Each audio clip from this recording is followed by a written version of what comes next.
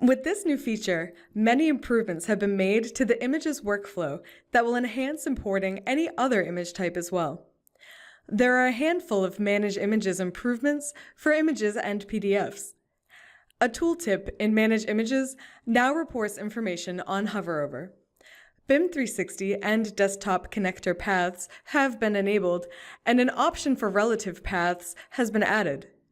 Images and PDFs will also now report path type, including absolute, cloud, and in project.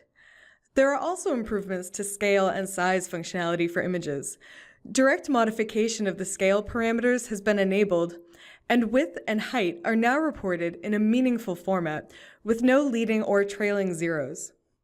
Work faster with image information at your fingertips and make changes to image size and scale with ease.